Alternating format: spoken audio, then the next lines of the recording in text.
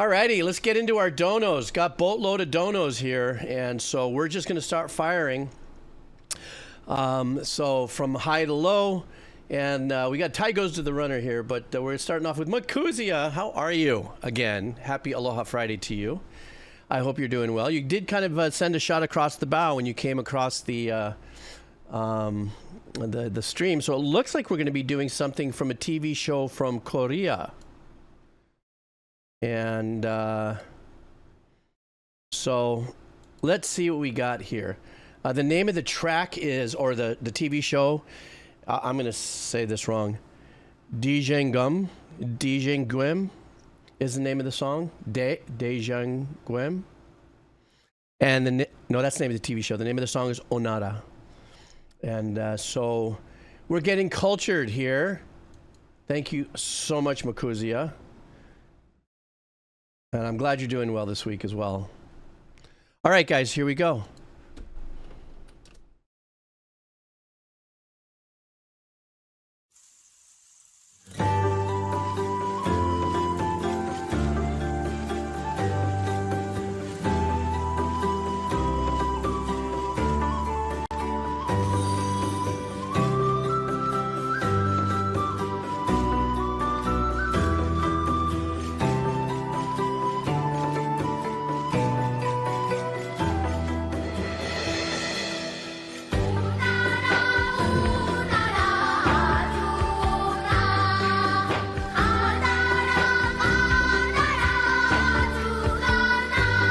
Sounds like a pretty old recording.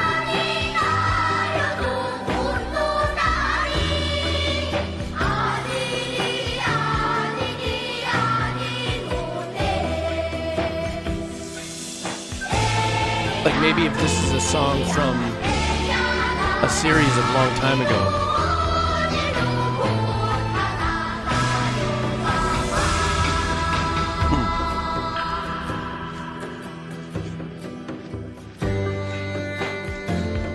It has a little bit more of a Western folksy vibe with it. I think maybe that's because of the acoustic guitars.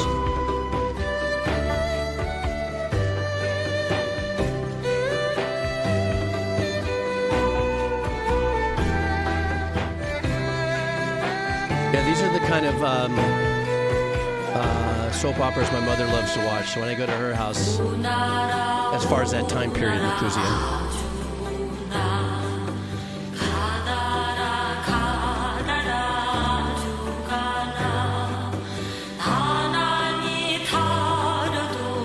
It's weird because the vocals have like a mono spring reverb to it.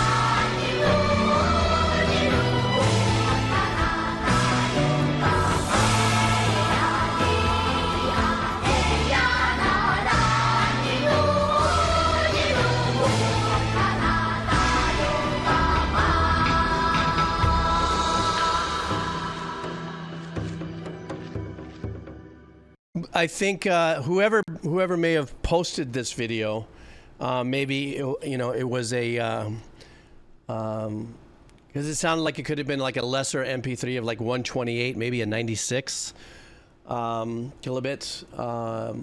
Only because there are certain things you listen to the high end that start to kind of shackle a little bit.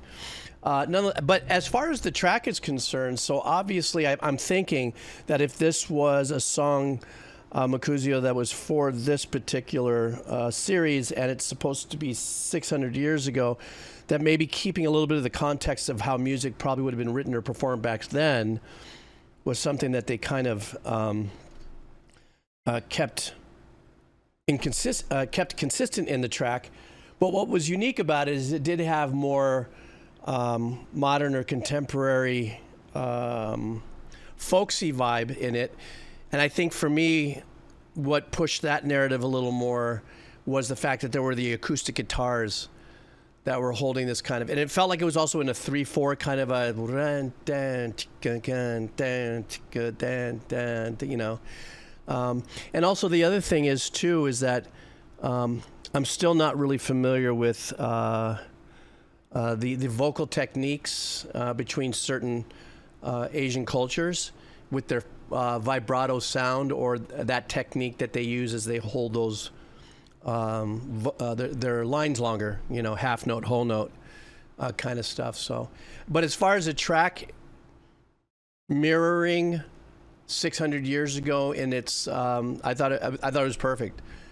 And I also thought maybe that was a purposeful thing that they did with taking the vocals and keeping it very small, and then even making it because even if this was a crappy MP3, there'd still be stereo dynamics to pull from it. It may not sound the best, but it really sounded like they purposefully took like a spring reverb and just funneled it right down the middle kind of vibe. So anyhow, yeah, that was really nice, Makuzia. Makuzia bringing in the culture.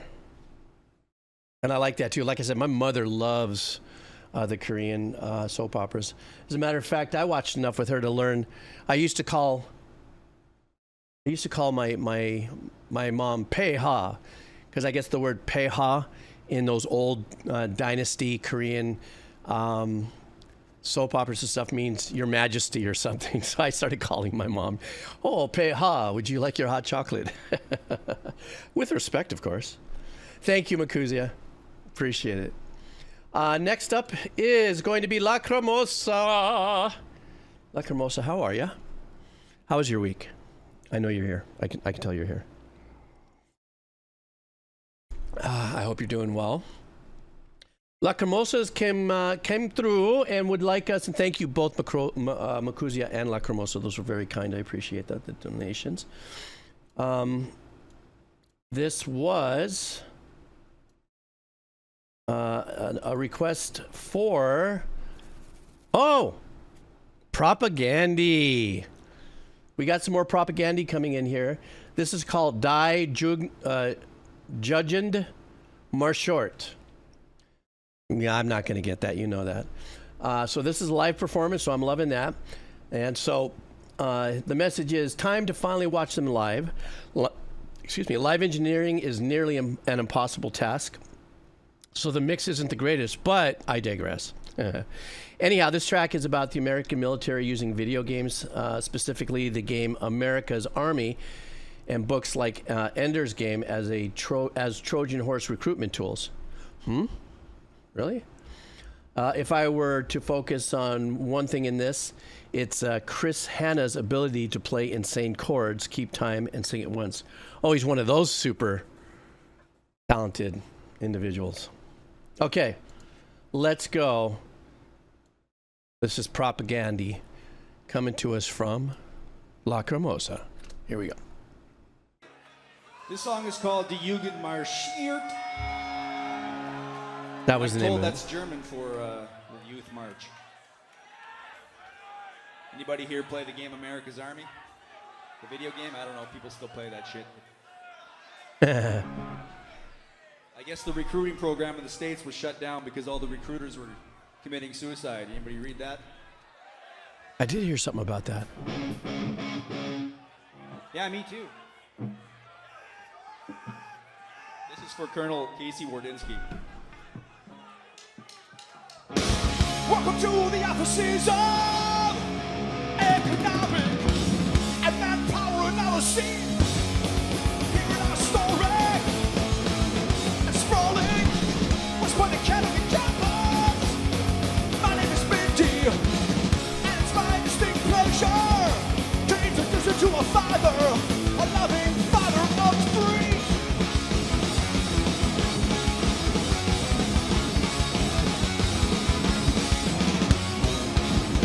Champion of the sanction, use of my force, pursue the policy objectives, ladies and gentlemen, put your hands together. I like this, man.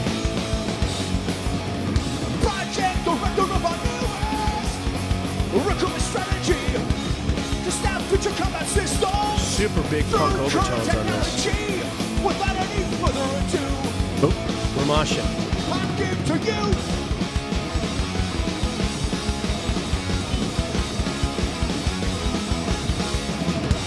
Back to let me begin. We'll send a medal of bills to your national business. So the cliches coined by the state. Ideological show that meant to sweep the private doubts away. Of this virtual trading cards. This poor Trojan heart. Yeah, you're right about him doing, you know, this thing. It's incredible. And you actually helped her into your own kids' rooms.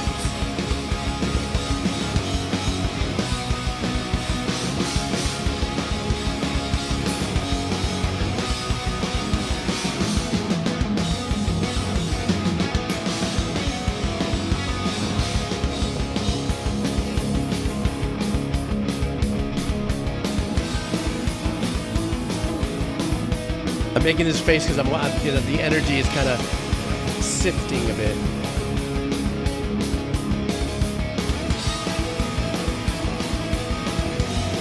Using that classic Les Paul as well.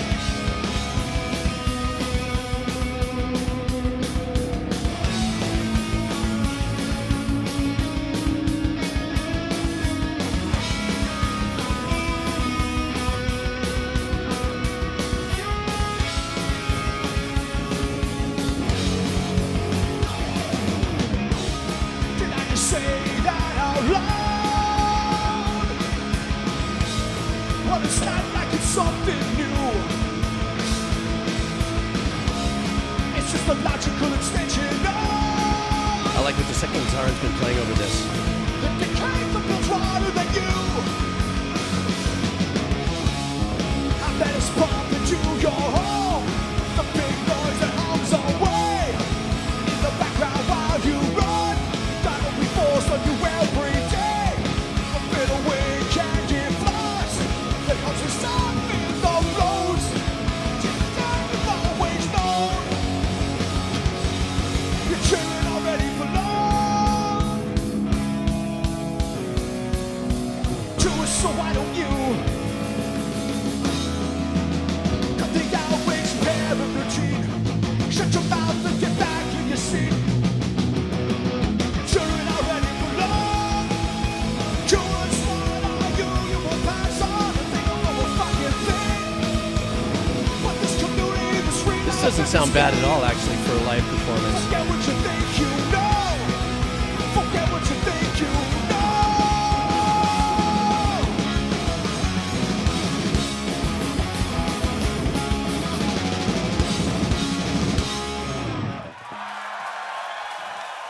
Super ballsy track, man. I loved it. It had it was like, I don't know. It like would you consider this, especially for you rock aficionados, kind of a punk thrash kind of vibe?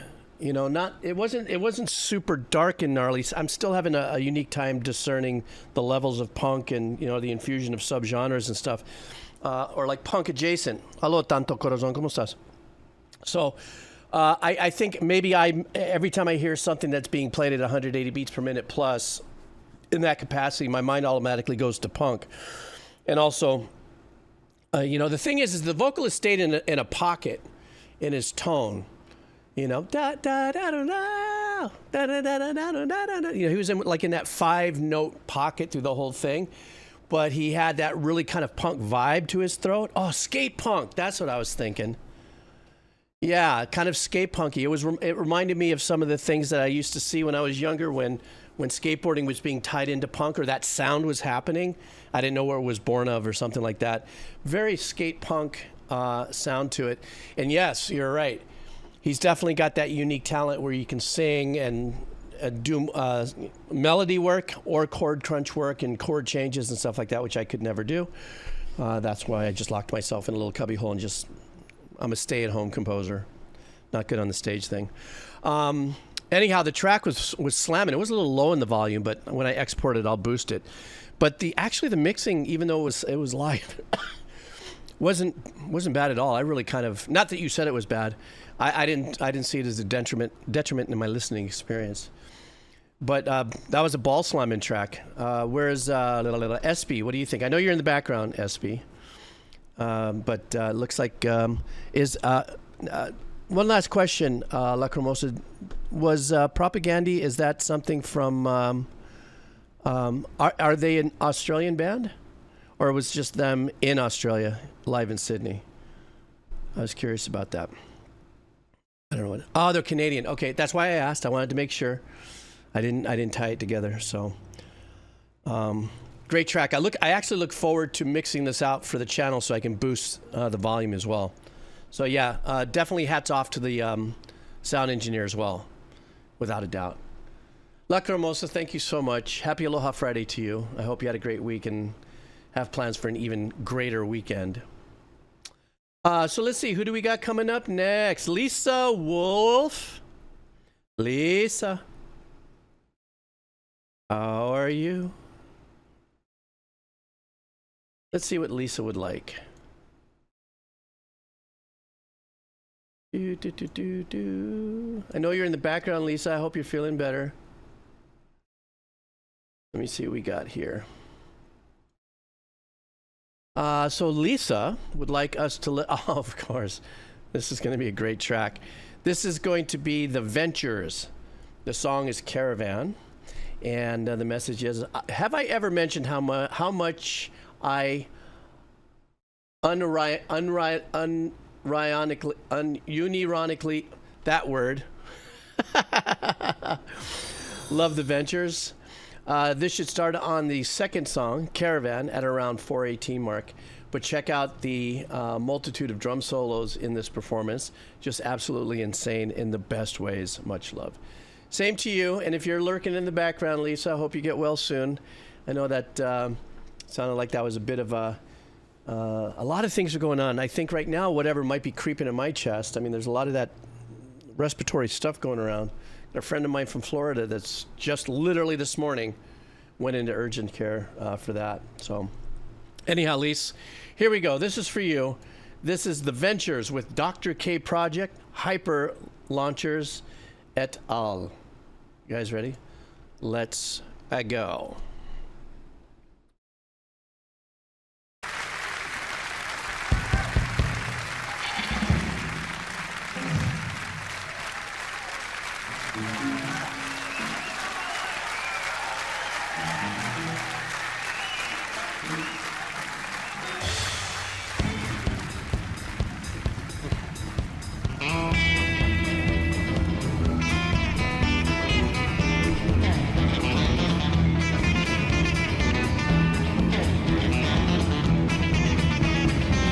That catty stratty sound, yeah?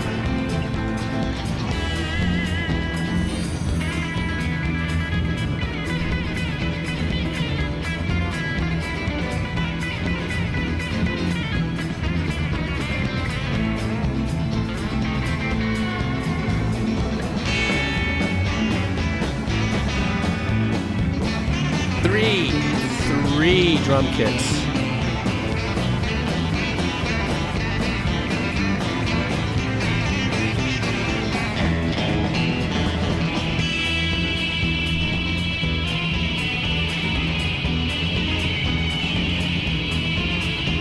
That washed out reverby sound.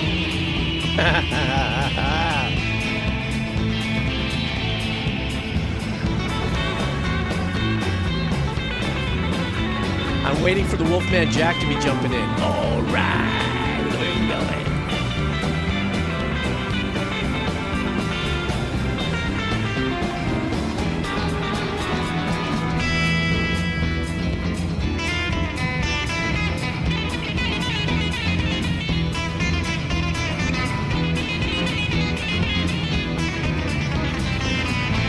And you know that sound has a lot to do up where the pickup positioning is. Or what switch he's using. Okay, this is where Lisa says there's different solos here, so let's get in on this.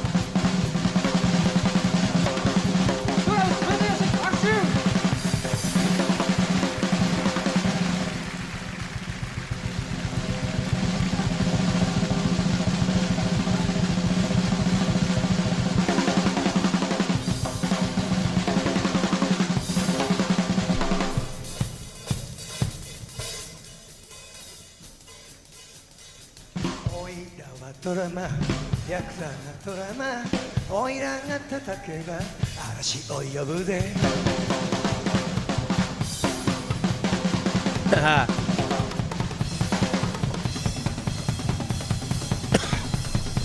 A lot of the solo works have been kind of structured around the 16th.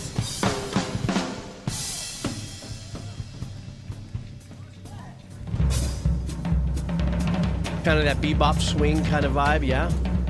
Got the hat going off on the quarters. You got the kicks going on the eighths. You got occasional 30 seconds riffing off in here.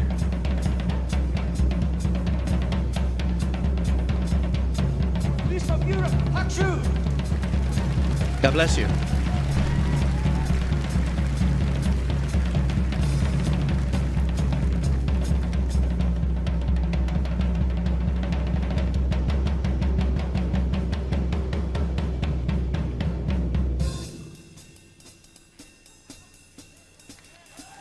Nice, just sneak in on that little cheesy groove right here. Yay.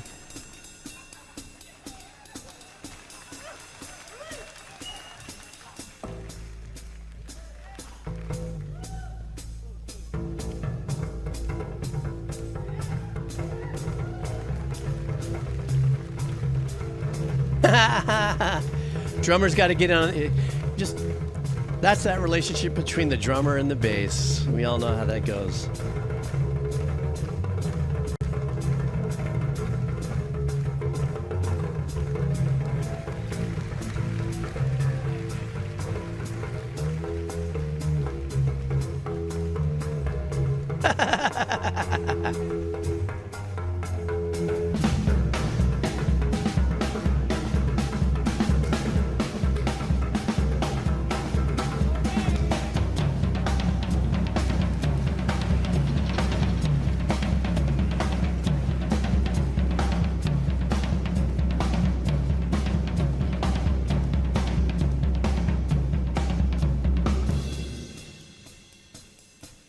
There's the classic grip right there.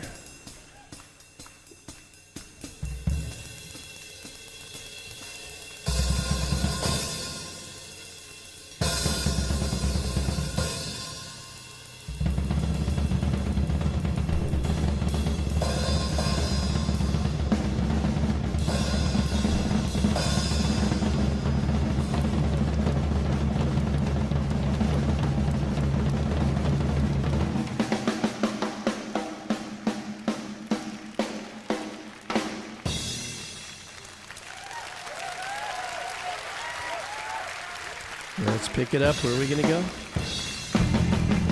There it is.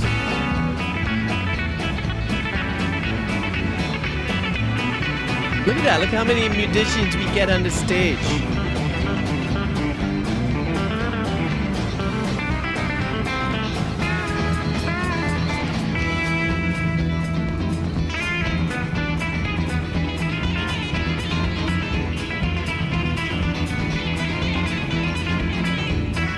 Rockabilly Army.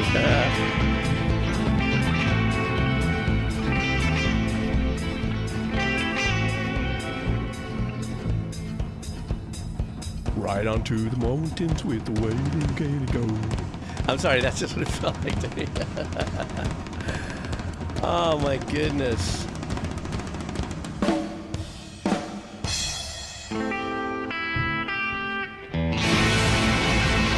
That had to have been so fun to have been around live. You know what I mean? Look at that. How do you control all that power on stage? 3 drums, 45 guitars, and 1 bass. It only takes 1 bass. That was great, Lisa. That was so fun and authentic, and that was so the surfer guitar vibe. As I recall, what was the track, the guitar instrumental track that the Ventures were well known for? Was that the Hawaii Five-0 theme? I can't remember right now. I don't know why. But that was such a fun track to listen to, you know, and especially just the emphasis was on just having fun and just maintaining that sound of that little shaky, springy reverb, tone that Aman, I think you had brought up earlier. But Wipeout and Pipeline, that was it. I see. Yeah, they had such a classic sound, and that was fun. Look, I'm beaming with a smile. It's like listening to old surfer music, Lisa. Anyhow, take care. I hope you're doing well, laying low, and thank you for coming in and and joining us here, the usual suspects, on our journey. And once again, everybody wish Lisa well, please. So let's continue on here. Hot chicken in a diaper. No, hot chick in a diaper. Ugh, I do that all the time. But I believe it's hot chick in a diaper. Welcome. How are you? Happy Aloha Friday. I want to get to, let's see, the name of your suggestion. Are you here? Because hot chick in a diaper, you had song last time and did not drop by. Or maybe you didn't hang out long enough, so I hope you caught your song on the drop on YouTube. And here's another one from Hot Chicken and Diaper. And let's see what we got here.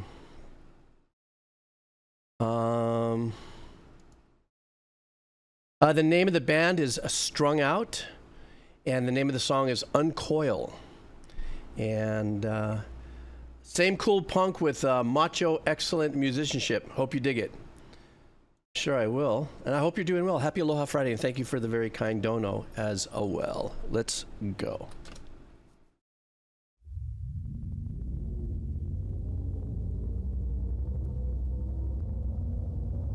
Okay, here it comes. Here it comes.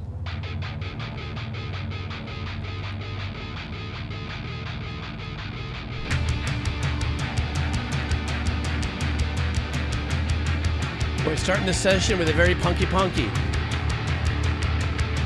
A puncupine.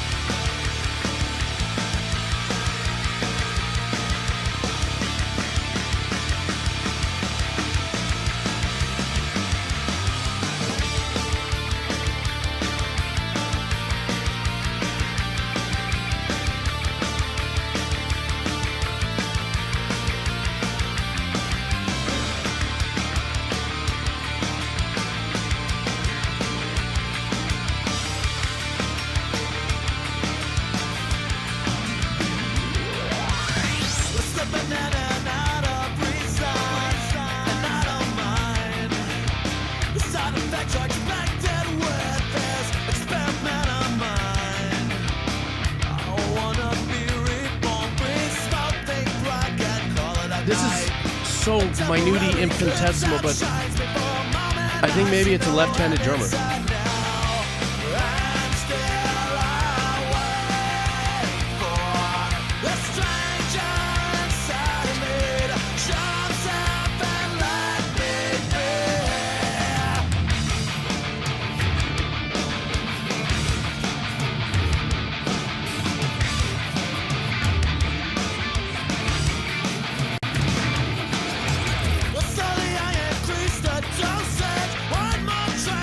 You know if you know when I made that first.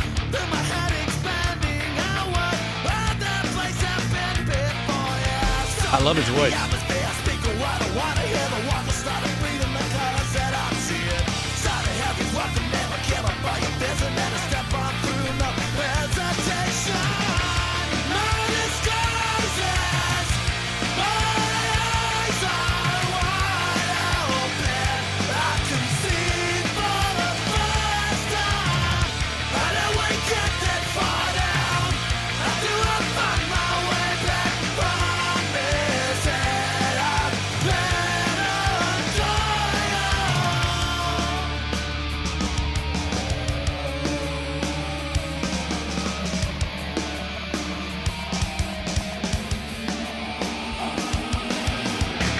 Get some great isolation on that kick sound.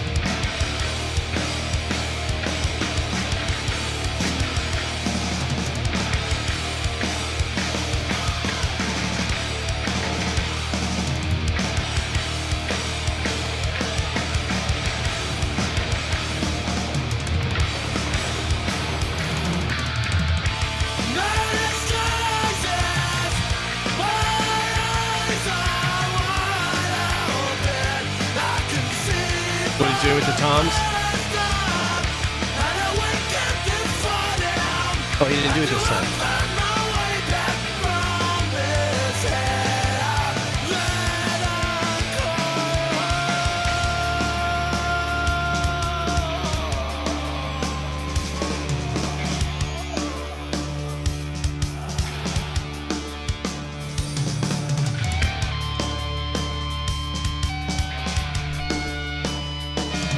Oh, this is trippy. I like this.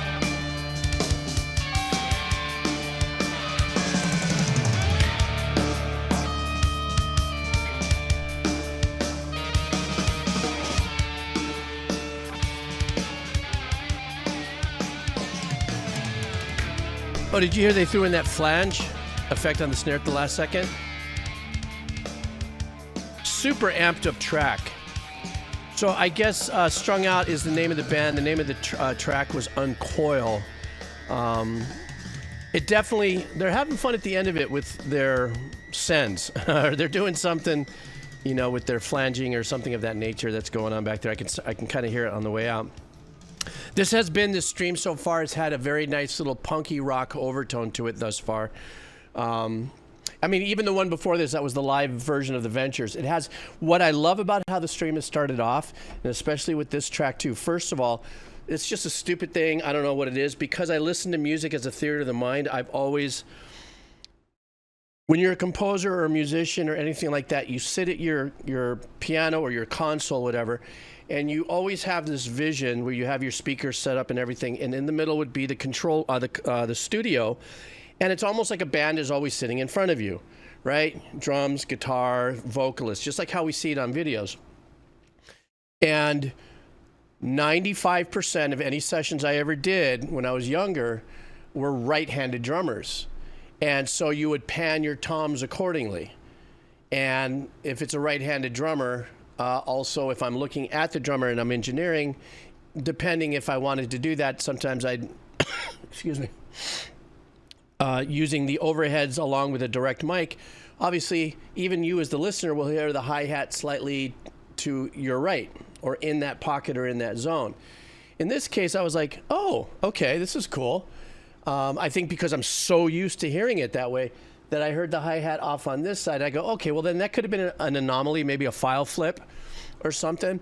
Then what ended up happening is that when the toms came in from high to low, it came in from this side to this side. So yeah, I was a left-handed drummer.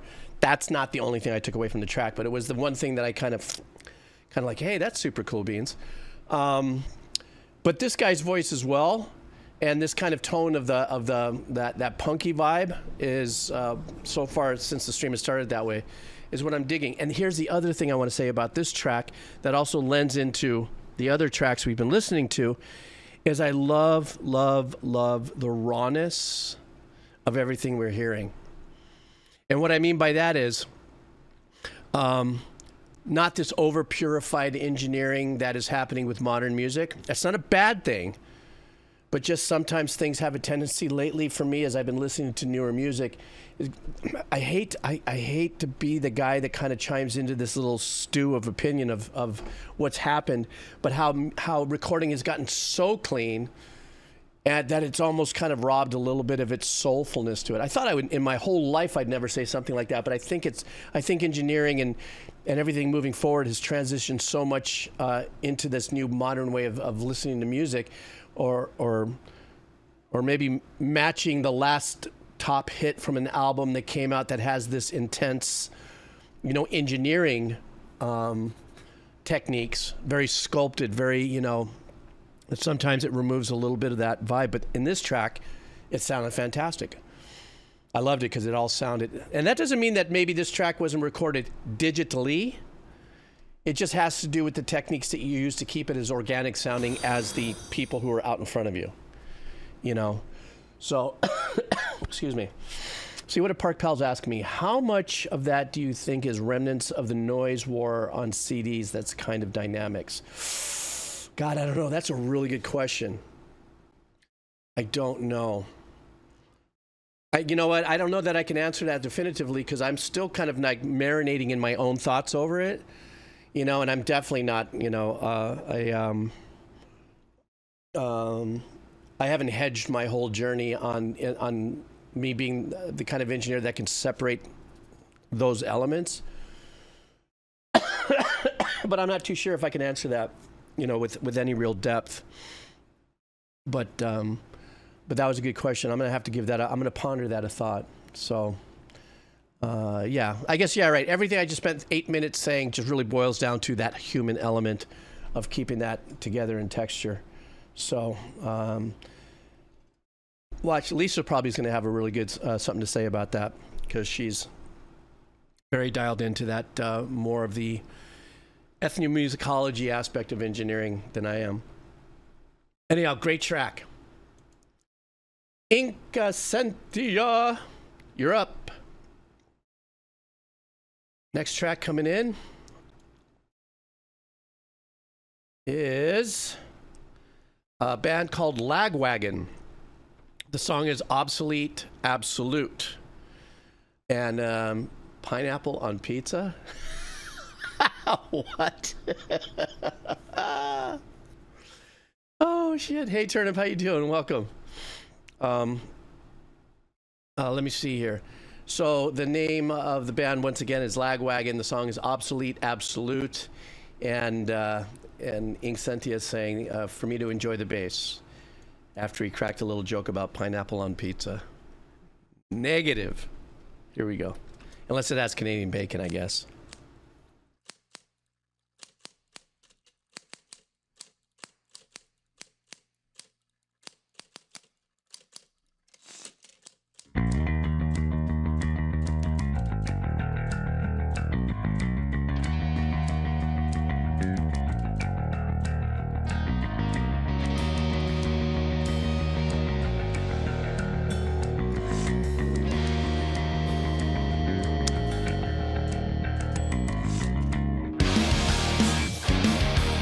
All right, let's keep the vibe on the stream going. I love this.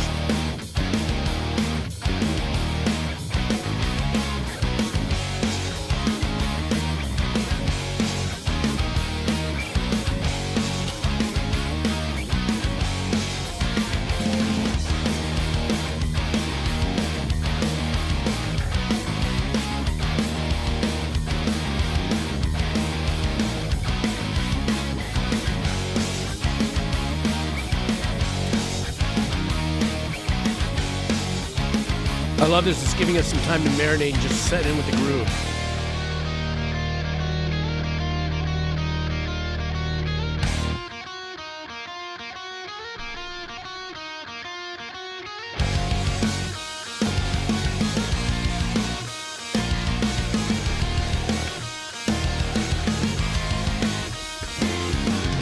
It is inevitable. He becomes obsolete because the things that define him become obsolete. These things are part of who he is, and now they are irrelevant. Typewriters, cursive handwriting, dictionaries, encyclopedias. Oh, I love what the bass is doing there. Landlines, operators, payphones, mail, conversation, touch, sympathy, empathy, love, privacy.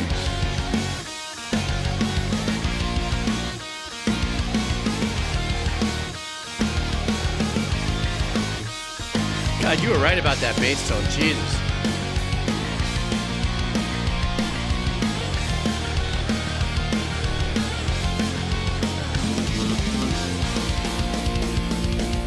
Oh, cut it loose, speed it up a little bit. Pleased to meet you in the grave. Swinging slowly in a hang. All together on the beat. Great little chuggy, quick. Seasons change and combine. Starving bees are dying. Getting slightly musical here from Monkeys. Revelations in your mind. Document on fire. Absolutely. Obsolete.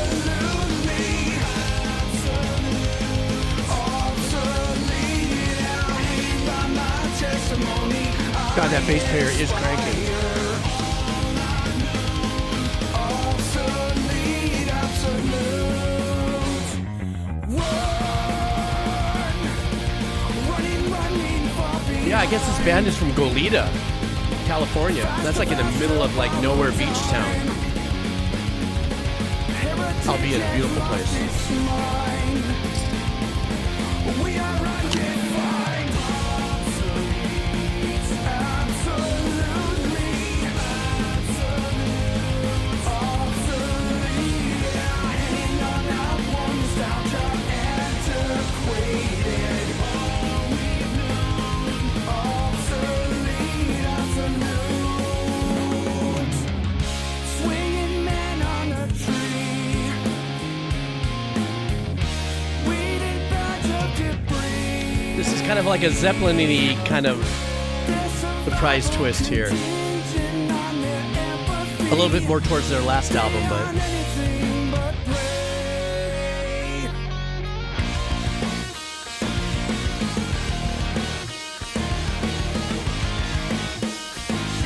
Tradition, convention, lineage, morality, compassion, eye contact, history, family. We aren't anything but prey. All the tools taken away. All the words we used to say. Salutations, courtesies. Mama, Papa, grandpa. this is a cranking section right here.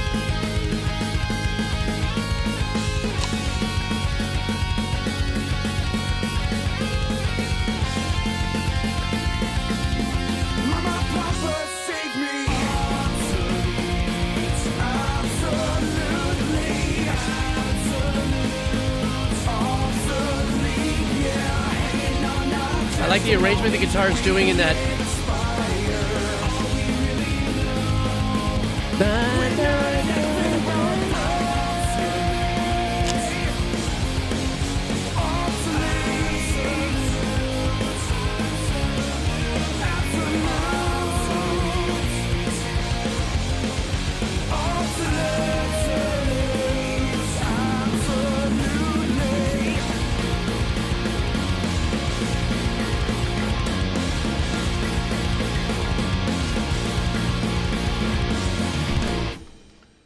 Badass track. What a punkin' stream we've had, haven't we? So far, this has just been a full, people's elbow, knee to the throat, kind of start of our stream here.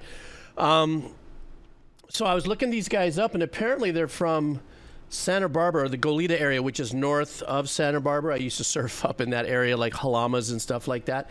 Goleta is a really cool, funky, old school beach town.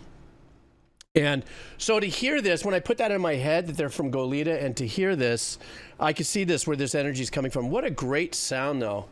A fantastic sound that they had there. And they also, like, once again, this is, I saw a couple people dropping in their ideas of who it may sound like in there. And I'm used to some of these bands. I've heard a couple of them in the past, but once again, what was somebody was mentioning Bowling for Soup, I think, was one that somebody mentioned that sounded like it could have been a kind of an adjacent to or anything like that. But I like the way it opened it up and gave us, the track opened up and gave us at least a minute of let's just get into the groove, not having to, not being concerned about making it radio friendly. But it was a pounding track, and I thought it kicked ass. I think everybody else here thought it kicked ass. So, yeah. Let me see here. What's this? Jeebs, have I played Baldur's Gate yet? No, I haven't. As a matter of fact, I haven't been playing much of games lately because of my new schedule. And so I haven't had an opportunity to get on. I almost jumped on Minecraft yesterday on the server. And just to start, but then all of a sudden I started to fade. I was like, anyhow, well, thank you for that. I really appreciate the dono. Happy Aloha Friday to you. Are there a few people in Minecraft dinking around?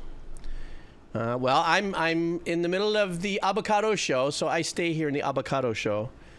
You guys build me some by my little house. You guys know where my little house is, right? in the Minecraft server. You know, build me like a little radio station.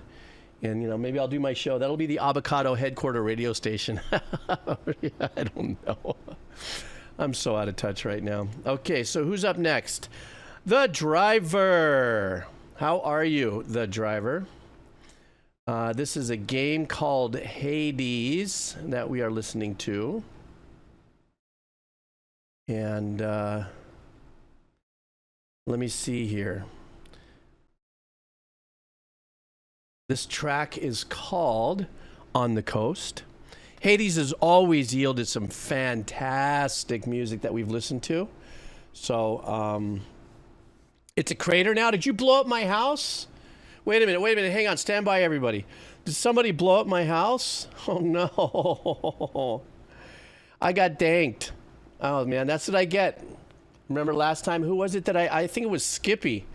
Remember Skippy? I think I almost blew up Skippy by accident when I went on Free Play or whatever that was called. You know, when you don't have to build anything, you just can build stuff. And I was testing my dynamite, and I think it was Patty Cakes though, knowing that I was a noob, he gave me the flint, and then I was like, "What happens if you hit this?"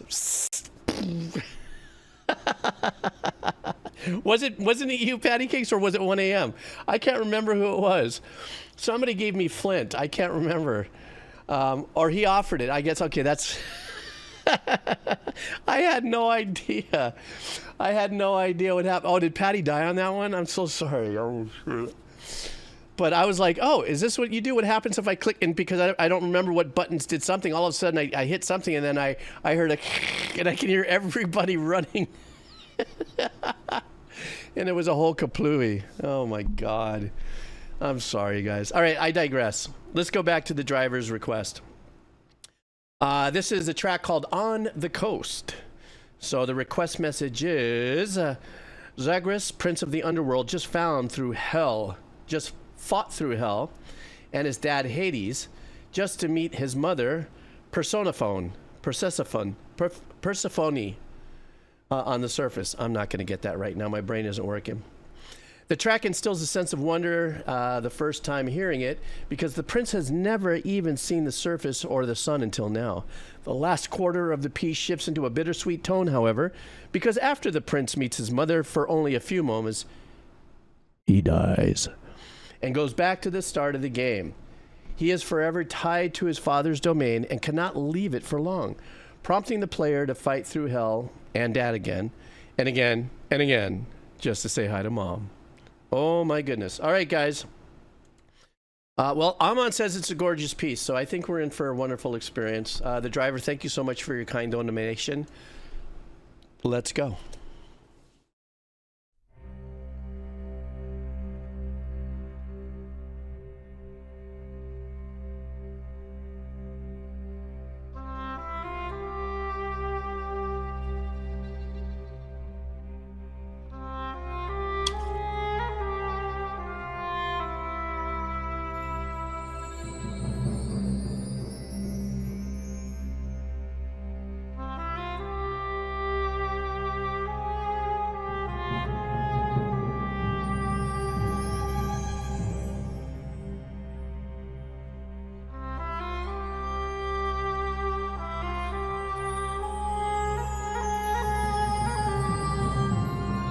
Gotta get out that Phrygian tip jar.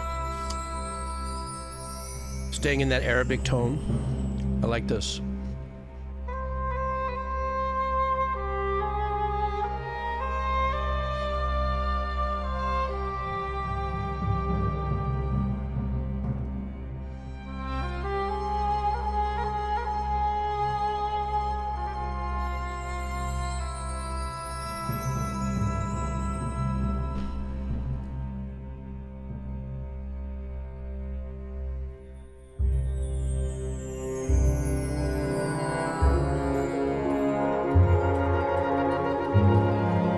This is nice. Yeah.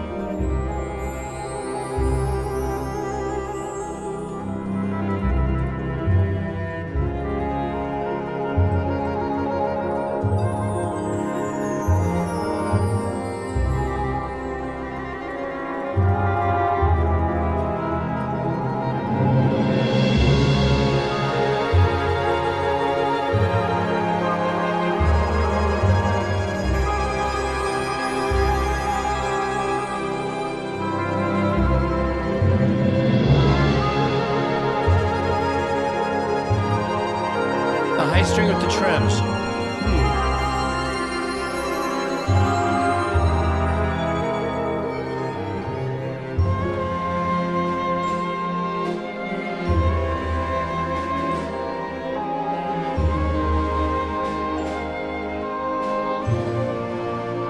Great arrangements, it sounds like a very small session. Very intimate session of musicians.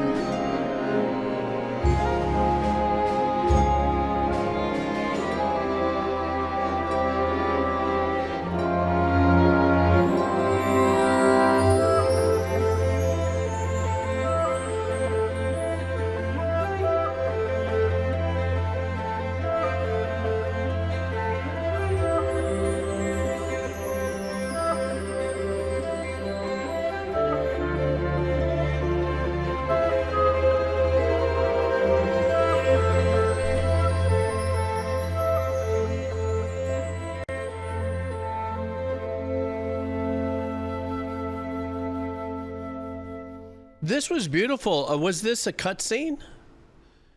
I only ask obviously because the way it ends or anything like that. It sounds like something, a setup or something of that nature, where it was scored to scene instead of arbitrary music to a scene that might loop at a certain point.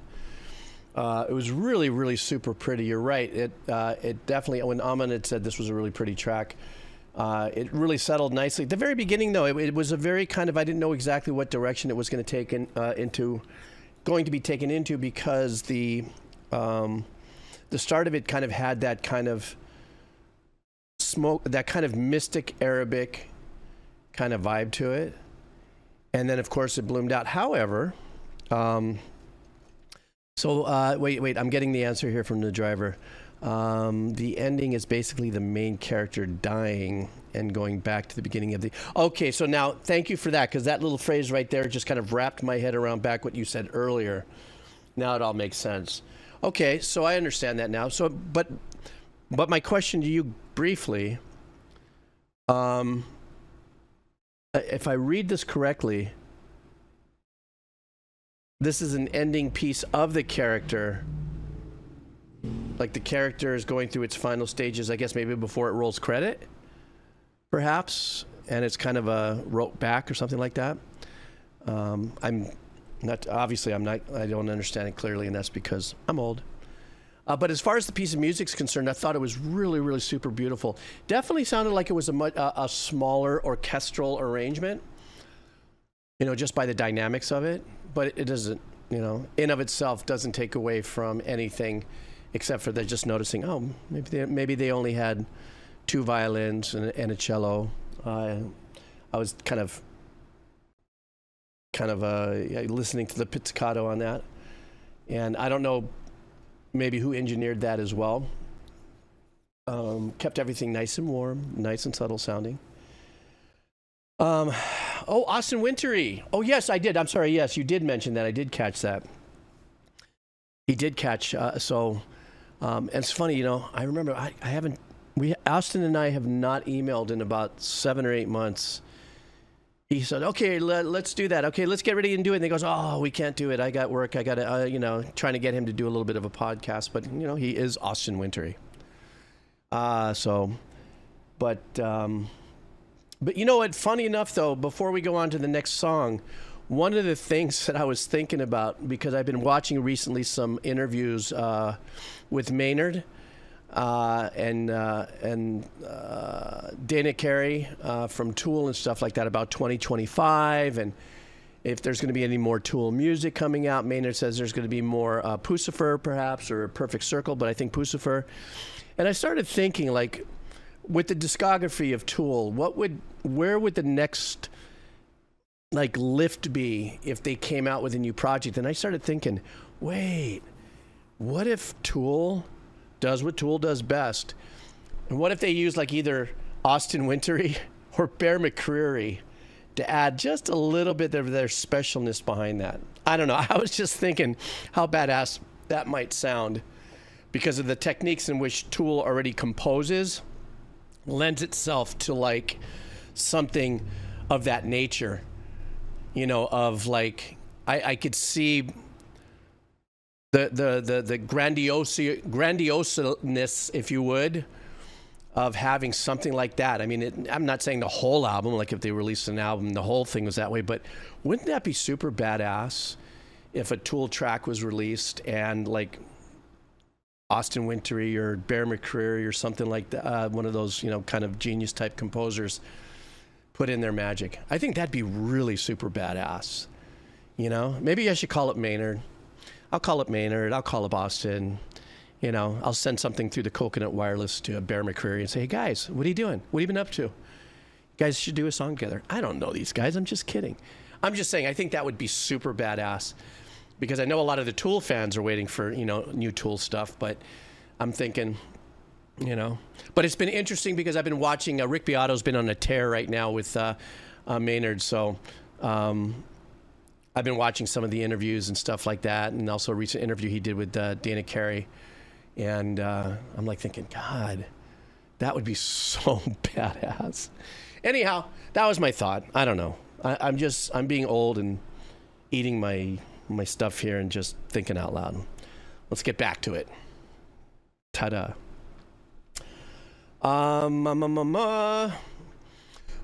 Yeah, I think it would be rad. I mean, MP3, I think without a doubt. I'm just now catching up and reading some of the comments here. And I was like, yeah, it's like at least because of the Stoic, fans might be a little less open to that. I mean, because, there's that, honorable level of fans that the way it is the way it is. But I don't know, as an old composer, could you imagine getting some banging? And it doesn't, I'm not talking about ginormous orchestral bits, but what those two composers do and how they specialize what they do. I think that would be just such a great creative marriage, if you would. All right, I said I was going to stop, and I keep going. Next up is going to be, give me a second here. Tonto Corazon. How are you, Tonto Corazon? I hope you're still here, hanging out. We are here with your track. We're going to be doing something from the genre of rock. And this is called Reign of Kindo. That's the name of the band. Hey, Tonto Corazon, ¿cómo estás? ¿Qué te parece? ¿Qué tal? ¿Qué ondas? Reign of Kindo, and the name of the song is Obsolete. Gonna slow it down. This song is about getting older and becoming obsolete by the newer generation. It's funny. Comes right on the tail of what it was I was just saying about me being just an old composer, just thinking out loud. So I guess this song is about me. I don't know. Let's listen to it.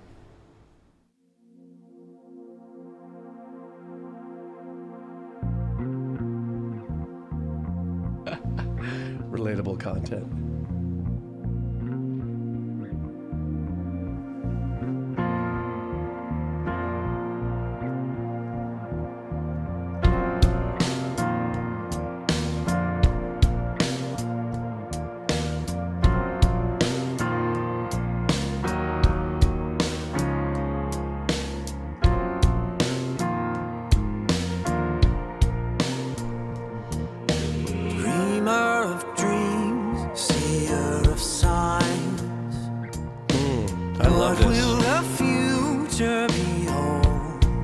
Great melody.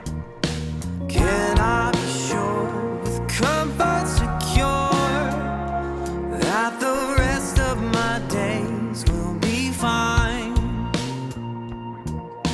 Will I grow old with my darling? Or will she be taken from me? Can I be sure with knowledge so pure Nice. that those tears will not fall from my eyes? No one said it was fair, but let me I love be that the bass line is so exceptional. married to that pattern, even through the chord And changes. in the dead of night, I say that prayer. Beautiful little jump into that head voice. The phone won't ring anymore. They made me obsolete, and they couldn't give a care.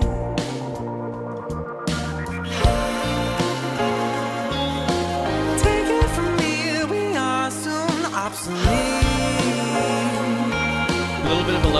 too. My braid is complete. You will be obsolete.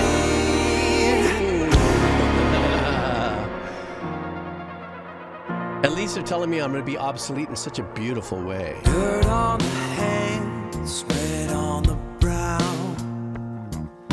We no longer need you now.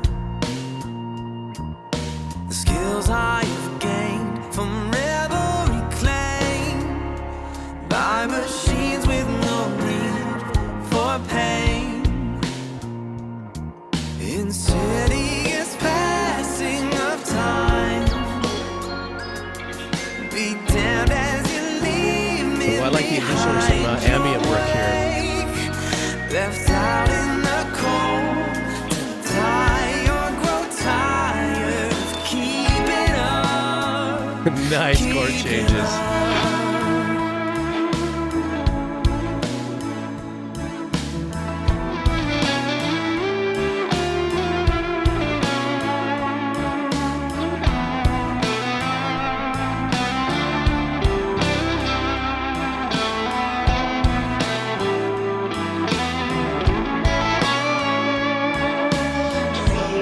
That tone of the guitar, they were using a harmonizer and everything was beautiful.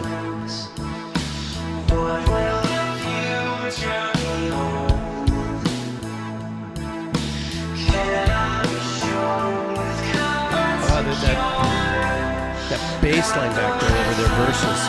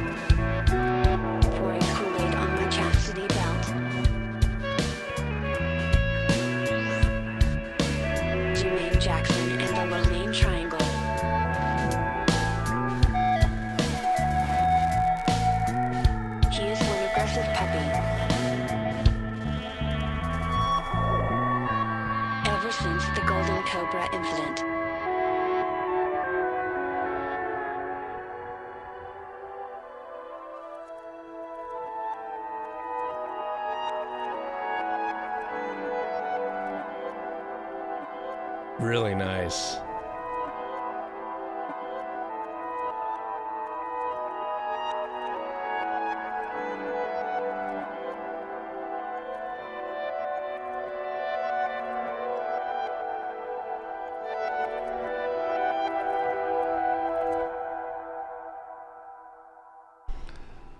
That was really, really super cool. The chord changes in there were beautiful. It was almost like they just let us kind of fall into, as simple and as beautiful as they were, these really super pretty chord changes for the verses. And the bass kind of sold us a little bit of like, hey, yeah, this is going to be pretty straightforward. Because even through some of those chord changes, it was that doom doom doom doom doom doom doom doom doom or the minor. But the bridge going into the choruses and stuff, those step ups had everything that I would have expected from a band. You may have you hear me reference this now and then because they're very well known for these mile-long bridges or turnarounds. Level 42 with very unique chord changes. But also, what was fantastic about this is the come on, Jeeves. Let it hit the head real quick. I'm gonna get it. I'm not gonna cop out on this thought. Stand by for a second. Is the intervals of the melody was wide. It was fantastic.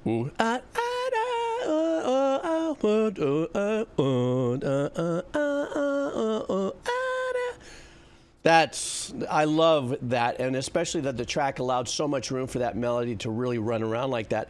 And then it was especially complimented when you got to those pre-chorus areas where you had all those really beautiful chords that turn around and lead you into different directions.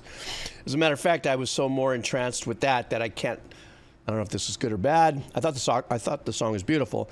I can't remember a definitive chorus per se, because my mind is still kind of lost in how beautiful those chord changes were. But the voice was beautiful. I just love the voice. It kind of reminds me of my uncle when he would do his demos. My uncle had a voice similar to that. He wasn't a singer, but he was able to put the melody down by going, you know,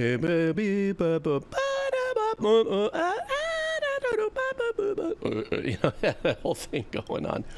But this was a beautiful song. And I didn't feel that much obsolete. So I'm not feeling all that obsolete after that. I feel somewhat enlightened for someone who's obsolete. Judgment Kazi, are you next? Thank you, Tanto Corazon. I appreciate that. Judgment Kazi, you is in the house. Is you. Okay, Judgment Kazi, let's see what we got here. So, the band is Fatboy Slim. The song is Weapon of Choice. So he says, I'm certain I won't be around for this stream, or if I am, I'll be lurking and working and unable to type in chat. So I'm sure that are you there? But you can't type in or you get in trouble, huh? The temptation is there. Anyhow, we acknowledge you. We see you. Same as it ever was. This might be the most legendary music video of all time. While not my favorite piece of music that Fatboy Slim has made, it is definitely his most popular. You'll quickly figure out why it won a Grammy of the year it came out. Enjoy and revel in the fun that is Weapon of Choice. All right, Judgment. Mahalo for jumping in and the very kind, generous donation. And let's do this. This is Fatboy Slim. And the name of the track is Weapon of a Choice. All right.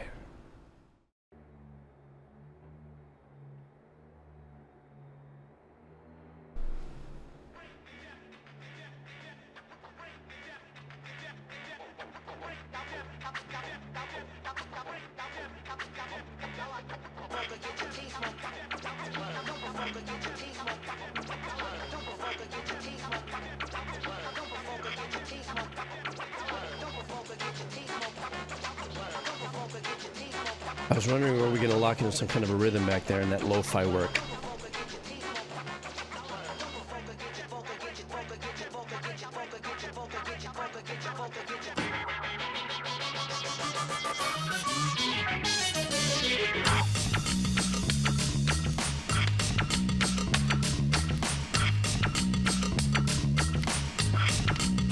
I feel like I may have seen this before.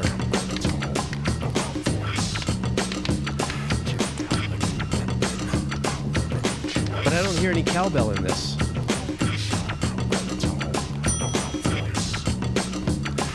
Desk bell. Sorry, my bad. Wow, go, Mr. Walken.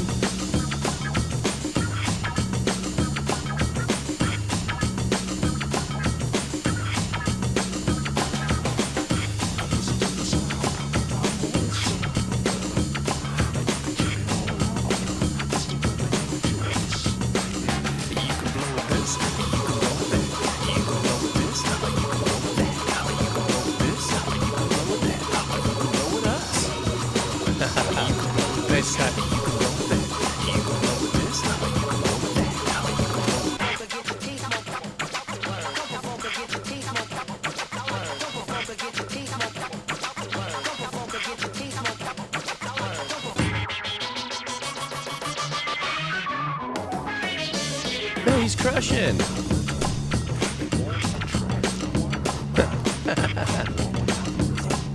Was this made famous because of the video married to it?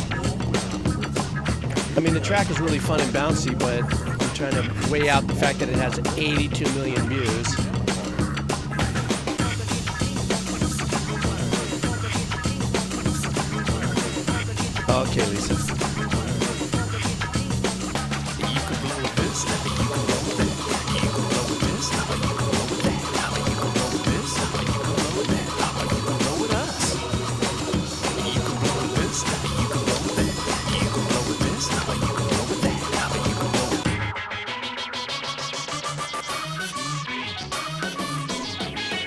But I recognize this riff. Is that a sample off of something else?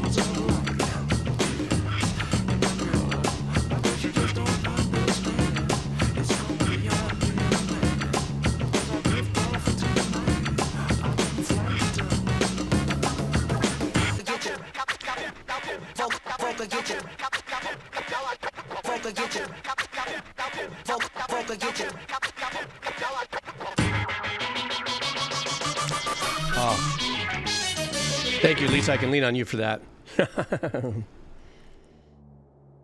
Okay, so the track was really super fun. Obviously, there were samples throughout it, like Lisa just, because I asked one, and apparently there's another sample attached to it. But apparently it was, super viewed, I guess. Christopher Walken. I didn't know. I shamefully never watched as much TV as maybe I should have back in the day. I was just too busy doing nothing. I don't know what. I had no idea that he also had musical mechanics, if you would, dancing. And I could see how this would have been such and it still is probably a very watched video. It's very fun to watch him go through all of that sort of stuff. But I mean, he's such a legacy actor and stuff like that. But I know I've seen him in movies and stuff like that, but the things that stick out to me are just like, he's got a fever. I need more cowbell, that kind of a thing. And then to see him here, that was a super fun track. But Judgment, yes, I know that you're lurking in the background. Thank you for bringing that. Yes, I'd like to see part 2 in the near future of this, but that is a badass track. See, this was released 14 years ago, and it has 82 million views. And is Fatboy Slim... is that a band or an artist? Is Fatboy Slim the name of a DJ, artist, individual, or like him as the persona, or is it a band? Oh, it's a DJ. Okay, good. See, at least I had my wherewithal to say, well, I could see a DJ putting this together and having a blast.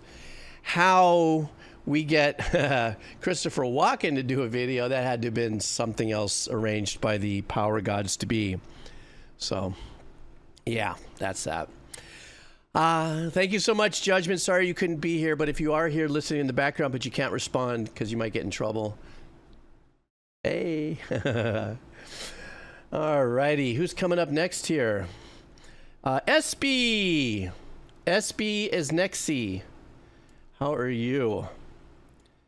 I hope you're doing well. Yay. Let me see what's going on here. SB would like us to listen to Snake Mountain. And by the looking of the thumbnail and the font, we're in for some headbanging. The name of the song is Veins. It's live. And her message is, hey, Jeebs in chat. I saw this band at a hole-in-the-wall venue last weekend. Each time I've seen them, they have always been face-meltingly good.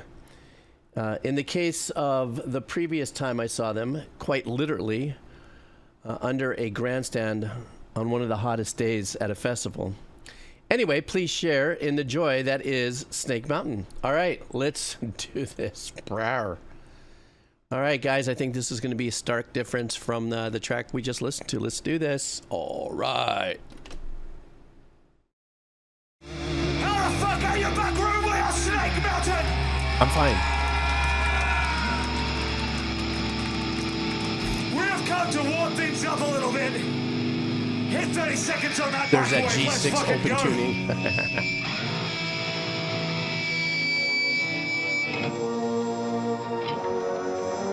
I mean E6. This one's called Phase. Let's see some fucking movement. Let's go.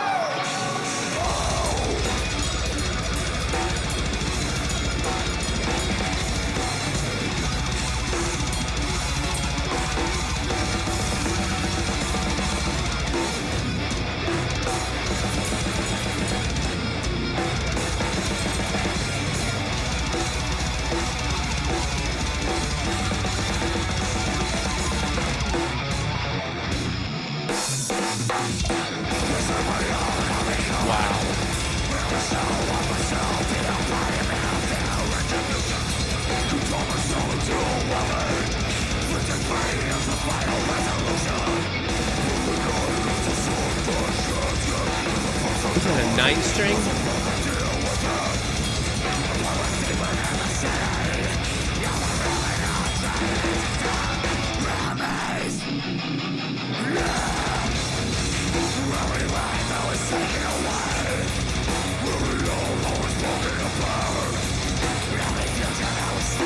There's not a lot of bottom in this, but they really tame that high end on this really well.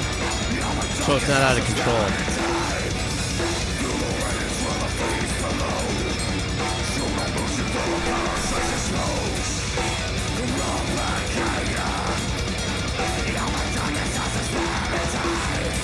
Boy, that hammering that's going on. Super metronome.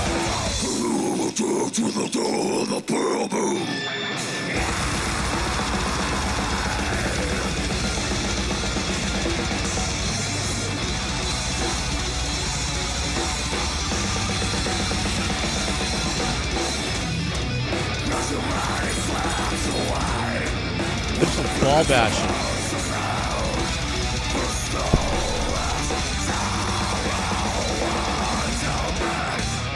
Let's fucking do it!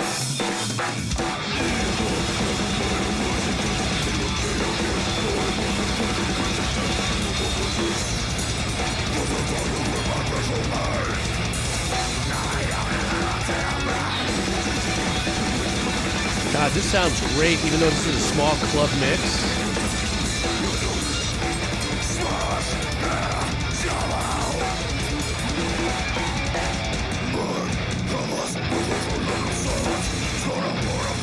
This is live, and it's banging.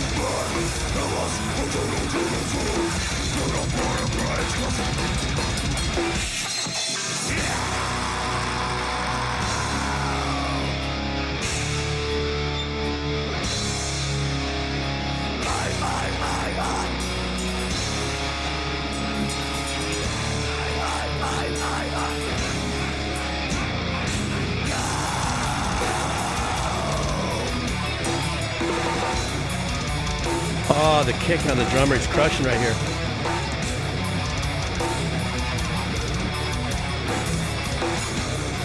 Excellent syncopation with the arrangements left to right.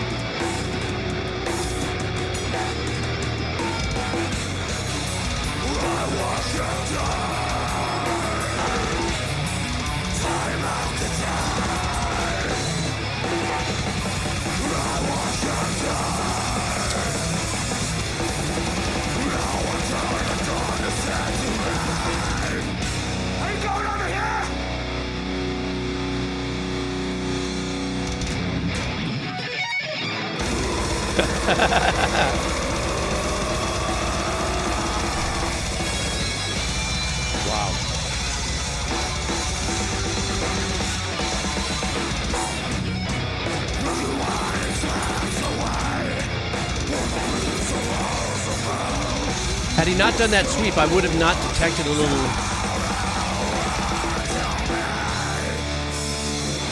chord change there. Huh.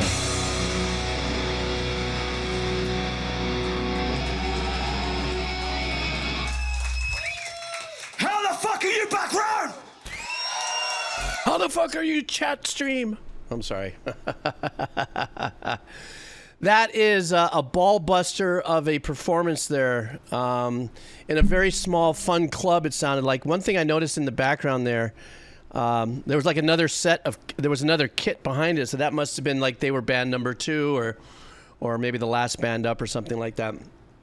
They really did get a really good sound out of that room. The drums were a little tucked back and all that, but you know that's to be expected when you're mixing like this in a small environment. There was a lot of technique involved in this. Listening to the guitar players, there's a lot of really super fast chugginess that's happening, a lot of back and forth in the arrangements, and technique with a lot of the arpeggiations and the hammering that left guitar guy was doing, me with my visual look. While the guitar was handling more of the chord change or secondary arrangements and stuff, and then they split it up and they were doing this answer back and forth that I really enjoyed. The one thing about the track was I just, in hindsight, would have wished that The bass was just a little hotter. That's all. I couldn't hear any bottom end. I don't know if it was my headset or maybe you guys heard more than I was able to hear.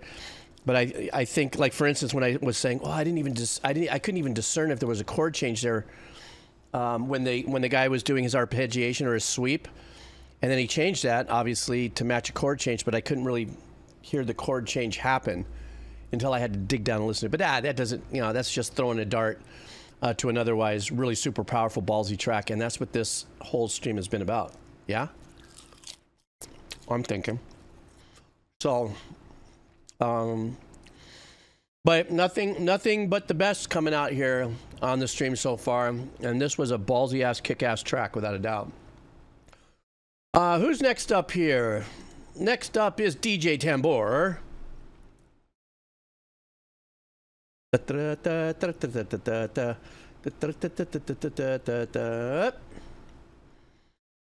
DJ Tambor is, yep, here we go. I know what this is. Been there, listen to him, always bring it in the house. DJ, are you here? DJ, there he is. Okay, great.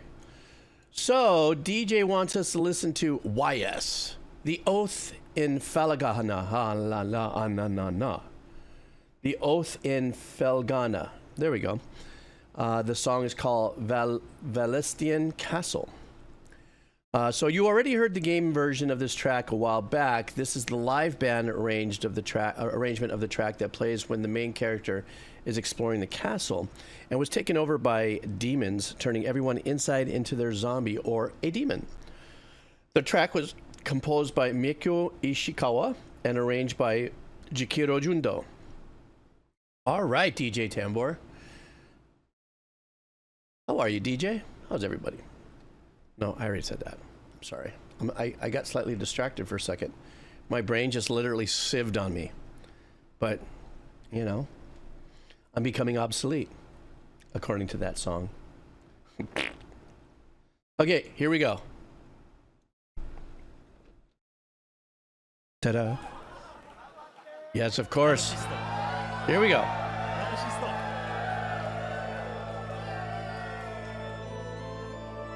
This might be a little low level.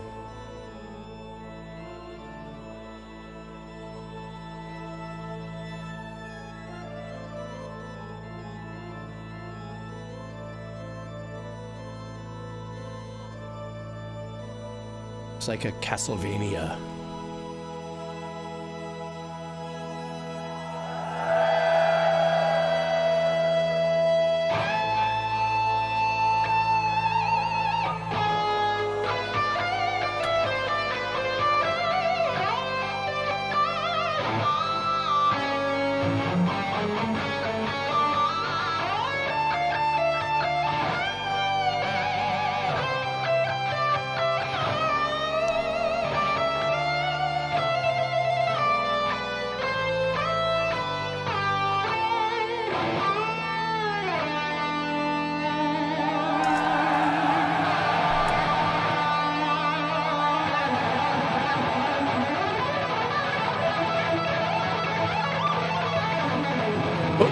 Piece from the Steve Vai.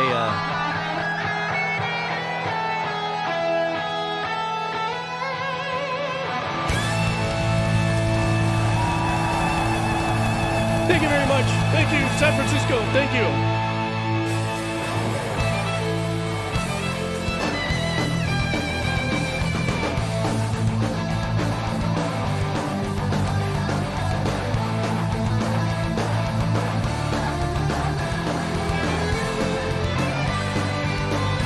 Kind of warming up into it, DJ.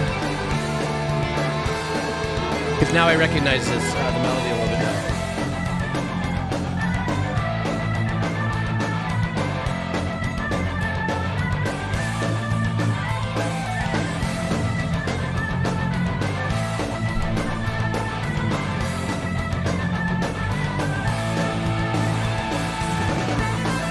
What's the original instrumentation on it in the video game, DJ?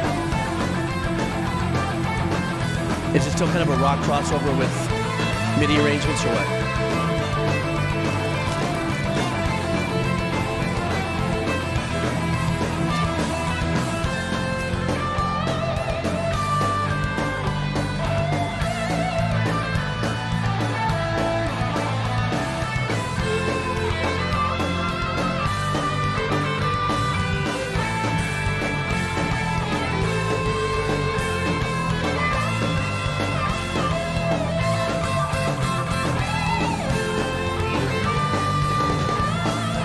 love the texture that gives the melody. Having the violin on top of the lead like that. Oh, I see. Okay.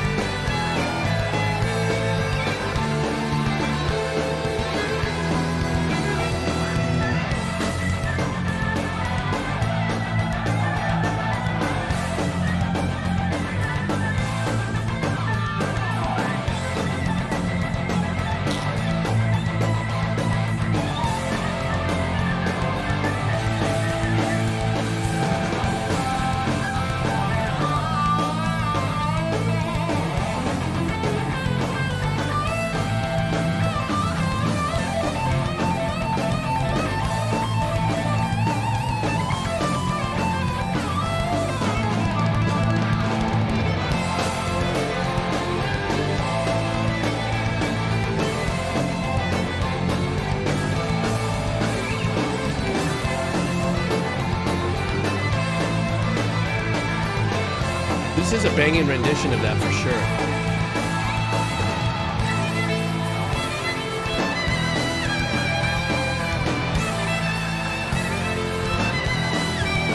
God, the musicianship on this is frick all time. It's like fire damage. Plus 20. It's getting a good sound out of that single coil.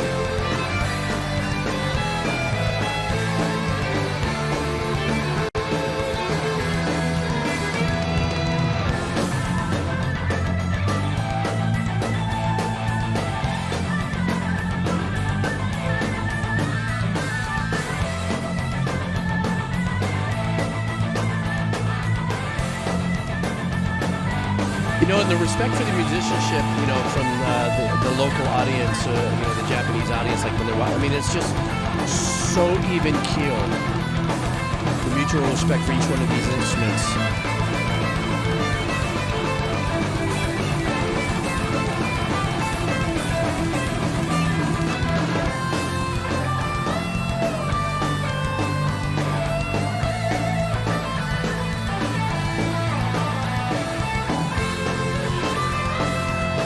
The bass player's been giving it the Anthony Michael grind the whole time.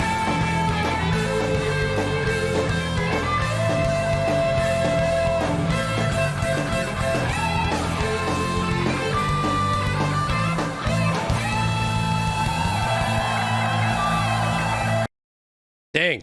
Hey, they cut it off, not me. What a great performance. You know I love watching live performance. The mix sounded really good. But for me, it's just, you know, because it was an instrumental through and through, I'm always, I feel personally a little anxiety because I've never was that good of a musician. And they are having the best time of their lives, and they sound fantastic. They blend fantastic. DJ, you said that the original melody was done with a flute and not a violin. Nonetheless, though, I kind of like in the live version, in this particular version, the way the violin is, you know, the way it's married up with the melody and stuff like that. There's something about that, you know, there's picking techniques on how you can get into your note with guitar. You know, you can hit it with the thumb and get a harmonics and all that sort of stuff. There's just something about the starting of a bow against a string. You know, even when it's at such a fast pace of things that are going on there, that just has such a unique singiness to it. Singingness? It's not a word, but that's what I'm trying to say.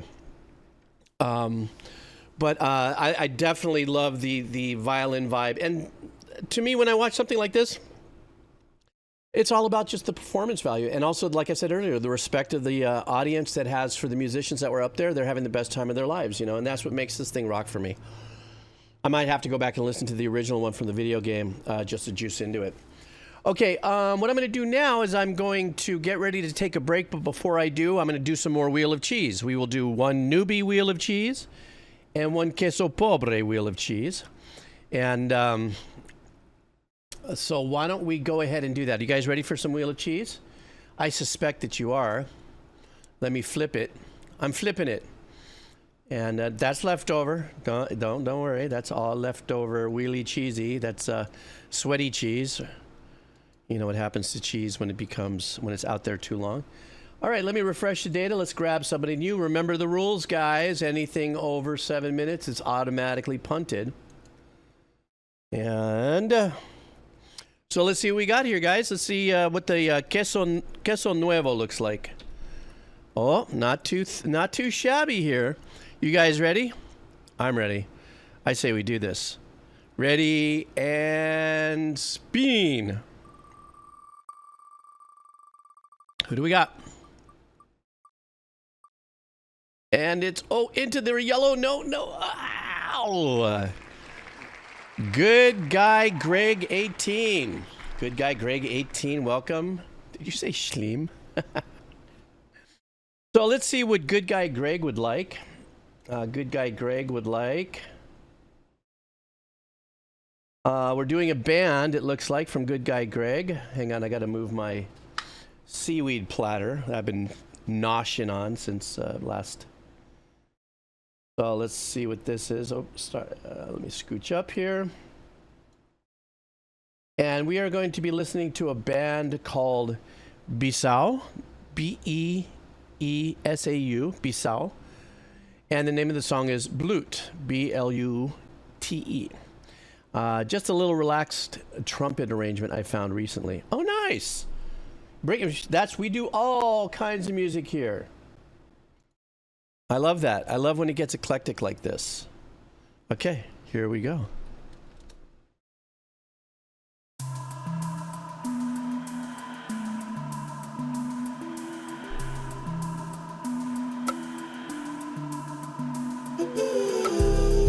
Ooh, you're right. So nice.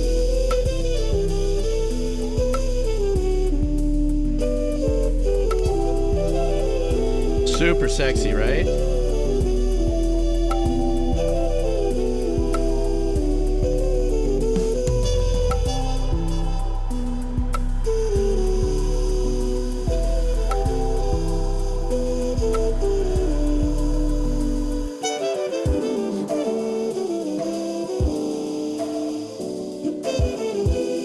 Listen to the piano.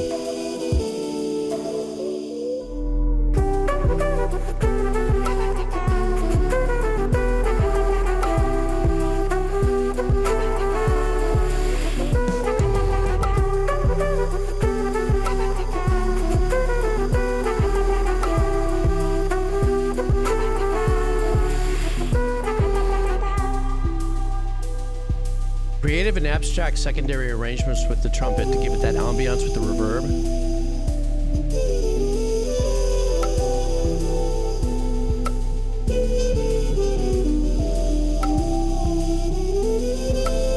And I love out of all of that, there's a little dry little rim shot there.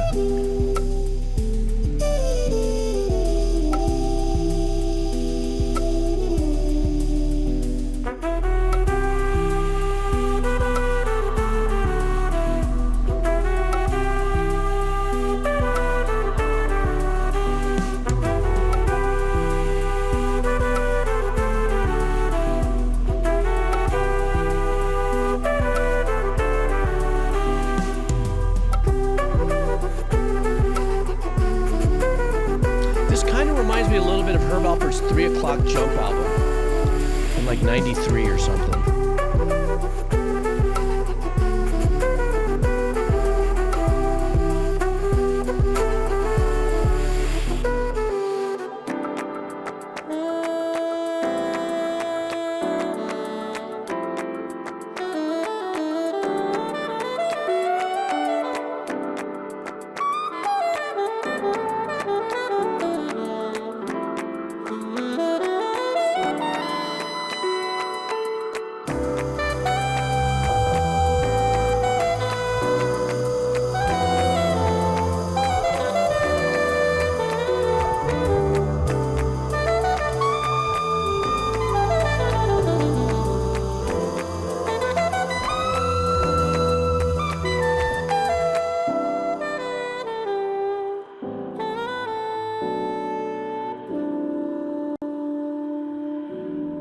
Great production on pulling back all the reverbs and letting this kind of settle down unto itself in that really intimate sound. The technique of the using the reverbs, yeah, Lisa, I agree with you that in certain cases, using those reflections, it's kind of a go-to thing. But the reason why this reminds me a little bit of Herb Alpert's 3 O'Clock Jump album is because I remember while they were mixing in the studio that one of the engineers was actually playing one day, just bringing up the sounds and stuff with the send and really getting the send to come up. And it just really was just like a nice little airy sound, with the muted sound. And Herb happened to have walked in and said, oh, keep that. I think it was Gary. I forgot it was Gary Marconi. Or I forget his last name as the engineer, was just kind of messing around. And that ended up being an ambient vibe. Plus, in that production, had the same kind of lucid, very fun rhythm that this musician had. Very sexy, very wonderful little track. And I loved it. Very laid back. And I also liked on some of the percussion was just crispy and dry. It didn't answer or play into the ambient game, which I think was kind of a nice separator. There were a few lines and passages that kind of reminded me a little bit of Como de la Sol, also in Sting's album, the Portuguese version as well. All right, let's refresh and queso fresco, and then I'm going to take a short break and get back to Dono Juice. So let's see what we got here. Good guy, Greg. Thank you so much for hanging out with us and joining the usual suspects, and I'm stoked that you won. Here we go. Oops. Job opening. I suck.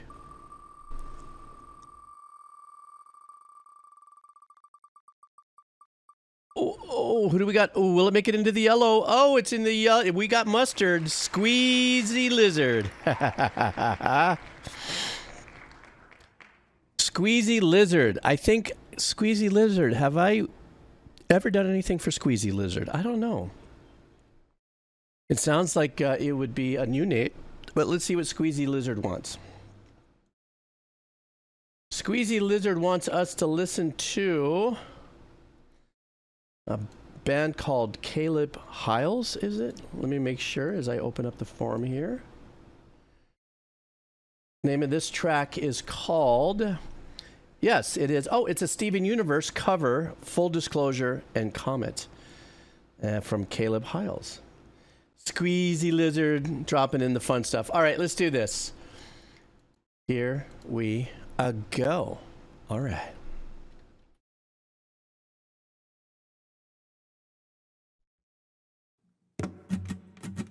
Everybody told me gem stuff's dangerous. Oh, we've listened to him before. I didn't believe it until now. Dad always seemed apprehensive, and now he's really freaking out. What do I do? He's got like a musical theater vibe to his performances, doesn't he?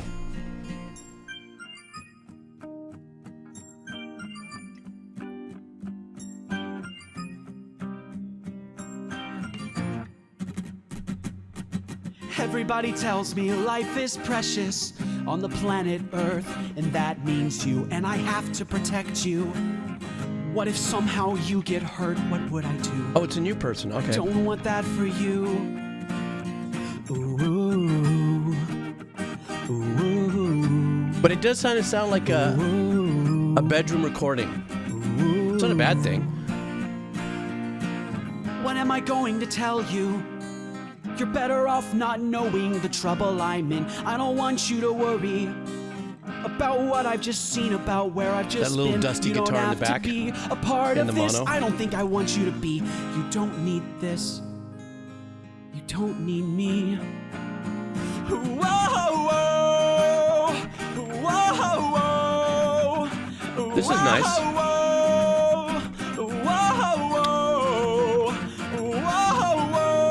Pretty intense lyrics there.